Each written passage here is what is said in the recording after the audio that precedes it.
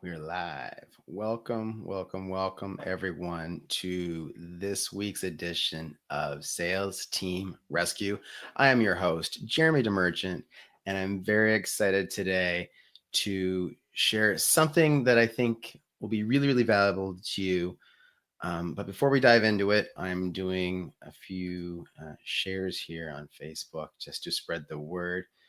Guys, so if you're watching me live, post in the comments, say hi, where you're watching from. This is going to be a really cool episode. We're going to go solo today. I'm going to go solo today. And I want to cover three really important pieces if you really want to grow your sales team. So before we go there, I'm going to do a little bit of this. Bear with me for a second because I've got people waiting to see this episode in other groups.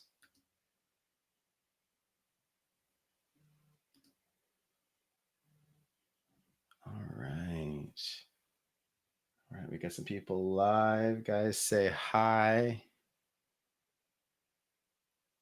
All right, and while I'm doing this, I'm going to jump right into the goodies here.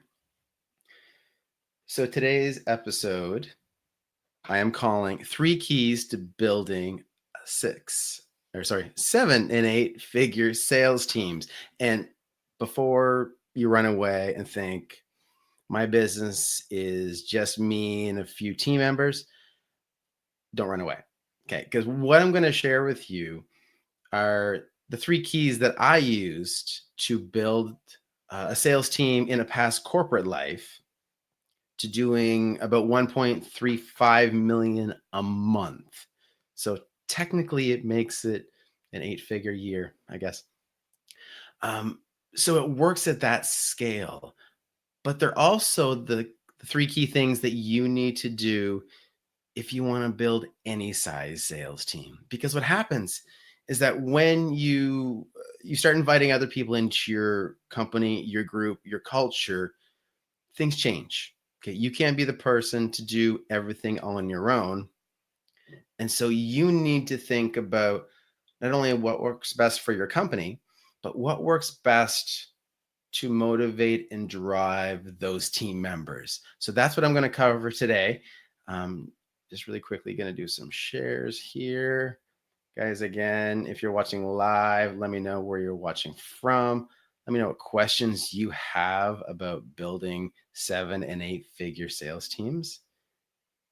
And you can let me know if the concept of a seven figure or eight figure sales team scares the heck out of you, because that's okay. Uh, Not everybody has the desire to build a team to that size, but I still want to help anyone that wants to build any size sales team. And that's where my heart is. That's that moment when I see individual sales reps working together to create a momentum that seems almost unstoppable. That's the magic. That's what drives me.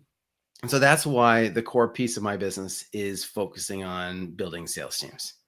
So let me just quickly share this one. Here we go. Thanks for your patience. Last week, I was delayed in sharing my show to the Headspace Entrepreneurship Group. If you don't know about it, check it out. Just look up Headspace for Entrepreneurs. This group is the one that created this channel, Headspace TV. So you will see that branding more and more in the coming weeks. Really excited to be part of it. We've got lots of people watching now. Awesome. Okay, guys, let me know your questions. I want to know what scares you. I want to know what excites you. And we want to help every single one of you. If you're running a business, I want to help you all build sales teams because that is going to be the key to you being able to scale the impact that you're currently having. All right, almost done, I promise.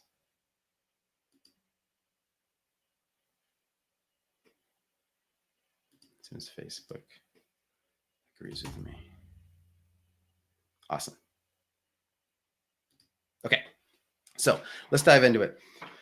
Number one, the number one key to building 7 and 8 figure sales teams is this: you want to make your people matter. And what do I mean by this? Well, sales teams are made out of people. Okay. And just like you, as a business owner, as a manager, your people, your team, the people in your company, they have their own goals, they have their own dreams, they have their own priorities. And if you want to put them in a position where they want to truly commit all of their working hours to serving you and helping you get your goals, you need to make them feel like they matter to you. Okay. Now, I know they do. Okay. When you have a team, even if it's just one sales rep, or maybe it's not even sales, it's just someone else on your team that helps you. Maybe it's a executive assistant, virtual assistant, whatever. This is so vital to the growth and success of a company that I know it matters to you, but it doesn't matter what I know. It matters what your team members know, what they feel when they think about the relationship that you have with them. So when I talk about making sure that they matter, it's really making sure that they know that they matter. If they show up every single day, whether it's to do sales calls or maybe it's somebody working on a project, a design project, or even something that's task specific, let the person know that they matter. And do this by reaching out, connecting, see how their day's going, see what you can do to help them. I was listening to an audiobook, and let me pull it up really quick because I want to get the title right because it's awesome. Wait for it. Okay, well, I'm looking for it. Oh, here it is. It is called, come on, interweb. Okay. It is called The Best Team Wins: The New Science of High Performance by Chester Eldon. If you really want to know all the secrets that I use in building a sales team, grab that book. It's amazing. It's one of those books that I feel like I could have and probably should have written, but he manages to articulate it all in a much more effective way. So you want to make your team feel like they matter by asking them questions, getting to know them. Ask about their personal life, and not in a in a way where you want to like get into their business, but find out what's important to them. Find out what's on their mind, what may be distracting them. I've had teams where people have had loved ones that were sick, and that's stuff that I want to be aware of, because if I have a huge project that I want to put somebody on, well, I want to be aware of that stuff so that, one, I don't overload them when they are emotionally and mentally somewhere else, right? I want to give somebody the space to handle things the way they need to. I don't want someone to be burnt out at work and then go home and try to help somebody else through something. I want to be aware of that balance. And I'm not saying don't put somebody on a project because they got stuff going on, but be aware of how hard you push someone based on what's going on outside of work. And when you're aware of what's going on, you can help align what you're doing business wise and their efforts. So, for example, if you've got someone that maybe they've got a side gig, okay, and you're not in a place where you can attract them full time yet, or you can't pay them full time yet, or whatever, but you want their 100% focus and commitment while they're working on your stuff. Totally understandable. But if their mind is always thinking about the other paycheck, the other job, it's really hard to actually get 100% focus. So talk about that. Like, be transparent and say, look, I know you've got this going on. That's great. And I fully see your skills and appreciate your abilities. And I want you to eventually be all in over here. And this is my plan to do it. And so while we're in the process, let's make sure that we're creating the best opportunity for you here while we build it. And be transparent about trying to pull them away from the other gig. There's nothing better for someone than knowing that someone who's already investing in them, who's putting their time and resources to train them, to know that that person wants to take them away from any other distractions and say, no, no, you've got the skill, you've got the focus, you've got the attitude, you've got the mindset, and I want you, all of you, mentally and emotionally, to be a key player in the growth that is this organization, or the growth that is the mission that we have. Hey, Debbie, watching from the porch office, love it. So this is key. So make them matter and make them know they matter. I think that's the biggest thing that we tend to overlook. We think we're going to bring a team in and this is going to be an army of closers and it's going to go change the world with our message. But if you think you're going to have an army of closers, they're going to just go through the motions. They're going to do what they can do until they don't have that emotional energy anymore. And then they're going to drift off. So you got to make them know that they matter. Number two, create a culture of success. So there's a lot of hiring books for sales teams. And some of the clients that I have here believe the same thing, that you should always hire a minimum of 2 sales reps. A part of that has to do with creating competition and having benchmarks, right? If you have one person come in and they're struggling, you don't know if it's your sales process, your sales funnel, the experience that the prospects are having before they jump on the phone, or whether it's just the sales rep who struggles with closing or struggles with follow-up. And so if you have 2 people, you have a way to create those checks and measures, right? You can have like a baseline to see, and ultimately someone's going to outperform the other.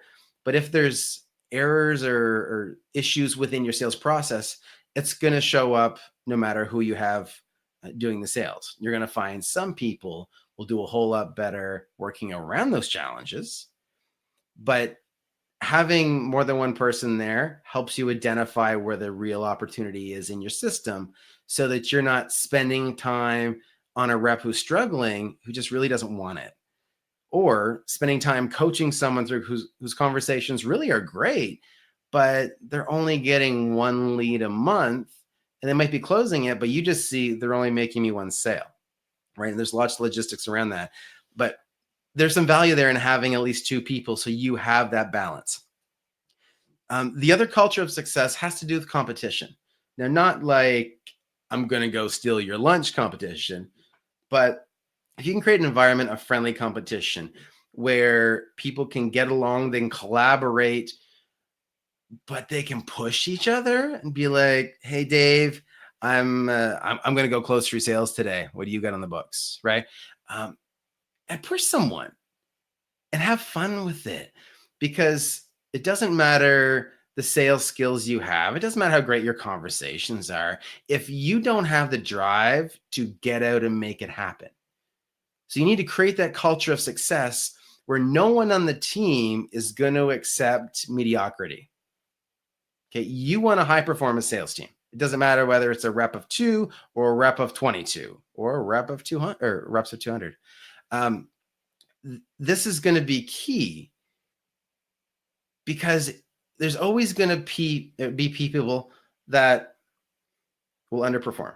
You need to have a strategy for that. But the first thing is to make sure that you've got people that are performing and overperforming to set that standard. If no one sees the carrot, if no one sees that bar that's set high enough for them to chase, they're never going to get there, right? If you can't put a destination in a GPS, there's no way the GPS will get you there.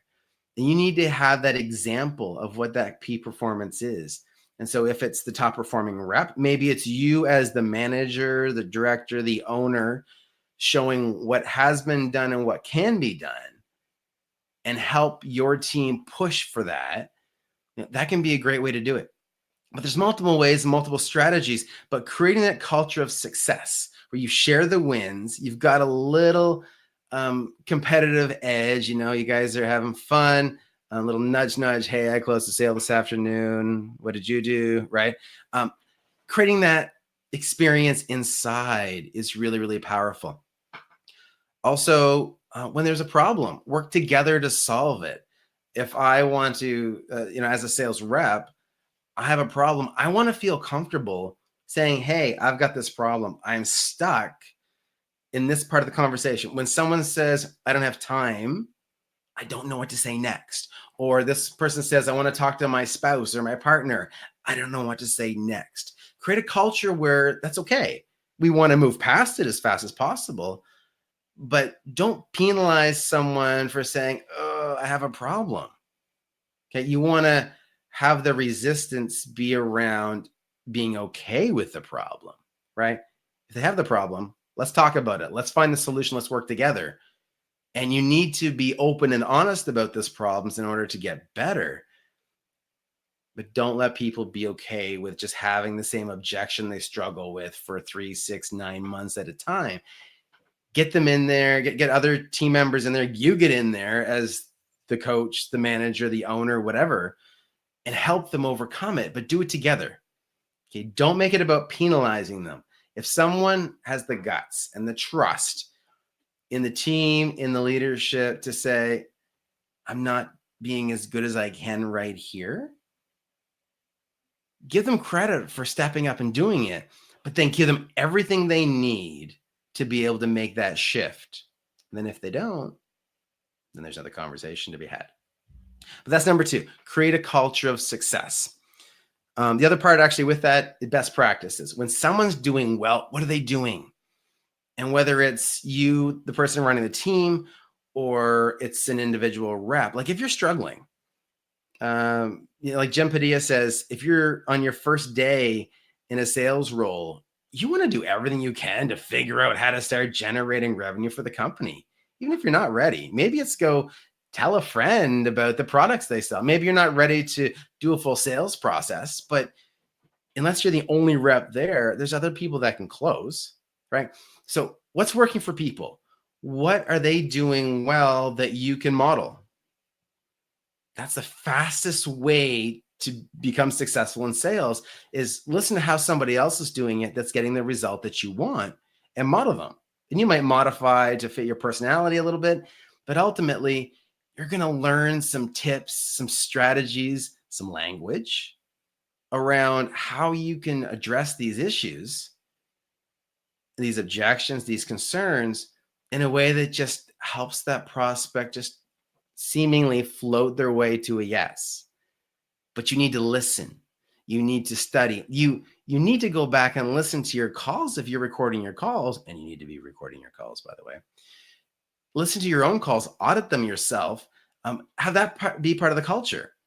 Make yourself better. You don't rely on everybody else to make you better. You need to make yourself better as a salesperson, but also as a manager, as a business owner. You need to keep working on your skills too. But the culture you want to create is how do you have every single one of your sales reps or team members in general take ownership of what they're doing, the results they want to achieve, and run with it. And then when they need help, they'll stop. They'll ask for it and continue moving forward. So that's create a culture of success. Number 3 is show them you believe in them. So I want to be clear on how this is different than number 1. Number 1 was make them know they matter. Okay, show them that they're important. But the other part is show them that you believe in them, in that let them know the positive things you're seeing and let them know the opportunity that you see before them. So if you've got somebody who is an amazing salesperson, and because you've gotten to know them, you made them know they matter. So you understand what their goals are, what their motivations are, and they want to be in leadership someday. Well, if you talk to them about mapping out a path to that leadership, that's their why, right? That you can help impact their why based on the opportunities that you present. And so when you show them you believe in them, you give them that shot, or give them a clear path to what it'll take to get that shot. So for example, maybe you say, hey, Sam, I understand you want to be a manager one day, and I think that's awesome. Now to get there, here's what we need to do. And maybe you map out a plan where You get together every couple of weeks and talk about the skills that are important to you for Sam to become a manager, whether it's people skills, whether it's just sales numbers, focus on follow up, things like that. You want them to be exhibiting the behavior that you feel a leader should have, and they need to lead by example. And so if they're doing it, let them know you see it. If they're not, let them know that that's a gap and it needs to be filled for them to get to where they want to be. So those are the key pieces, guys. So that was 3 keys to building 7 and 8 figure sales teams. 1, make sure your people know they matter. 2, create a culture of success. 3, show them you believe in them. Okay, guys. So post in the comments. Let me know how this impacts you and your business. Are you your sales team? What do you need to do to make sure you're performing at your peak? What things do you need to create in your business, in your calendar, with technology to make it easy for you to track, to make sure that you're holding yourself accountable to something? One of the biggest challenges as a business owner is when I'm doing my own sales. It's so easy for me to say, well, I got something more important to do. I'll call that person back later. And then later never comes, right? Last week I mentioned something. I said next week is where sales go to die, right? And that's when you push your follow up next week and say, oh, yeah, I'll call you next week. But I've also heard the quote, tomorrow's the busiest day of the week, because we keep putting things off. So what can you do today to build a structure in your business, whether it's for you or whether it's for your team? What can you do to help make sure that there's some driving factors, some commitment, some carrot that they're chasing, whether it's growth in the company, maybe it's money that motivates them. What can you do? And for you, it has to do with money on some level. You want to generate more income. Maybe you want to give yourself more time freedom. Maybe you want to grow a business to create a bigger impact. Maybe you want to spend more time with your family. Maybe you need to generate revenue to create more money for your family because your kids want to go to private school, or you want them to go to private school, or you want that vacation. In order to do that, you need to create systems. Some of them can be technology driven, but a lot of them you need to have emotionally driven systems. So you need to tap into your why. Do you have something right behind your computer screen or maybe on your desktop that represents what you want to have built or developed or created in your life 12 months from now? I've got a vision board on the other side of my wall here that has a picture of the Maserati that I want. It has a picture of the Breitling watch that I want. And it's not about material things necessarily, but I want it to pull me. On my watch right now, you probably aren't going to be able to see it. Maybe. There we go. Okay. That is a Maserati logo. I do not drive a Maserati today. I will, but not today. So every time I look at my watch to check the time, I see it's time to go earn that Maserati every single day. So that's my carrot. And there's a lot more to it than that. That was just a really cool thing that I could put in front of me repeatedly throughout the day, right? Other things have to do with family, the next home, where do I want to live, right? These goals for you.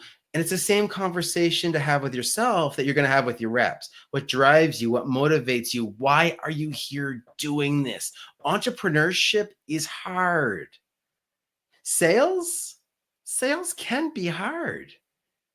But if you keep yourself focused, you create the systems to make things simple, and then you drive that energy, that emotional energy, the stuff that makes us want to procrastinate when we're scared, or makes us want to do something else because we're scared we're going to go live on Facebook and somebody might judge me. Oh my goodness, right?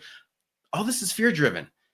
And what happens is your fear becomes greater than what you want to achieve, or at least your perception of it does. So if you have what you want to achieve right in front of you and do the same thing with your team, what is it that drives them? And make sure their why is bigger than any fear, any resistance, anything that's holding them back. and you will see team members that take action time and time again. Guys, that's it for this week. I'm Jeremy the Merchant. This is Sales Team Rescue. That was the 3 keys for building 7 and 8 figure sales teams. We will see you live next Wednesday at 2 p.m. with a special guest. You're going to have to tune in to find out. Cheers.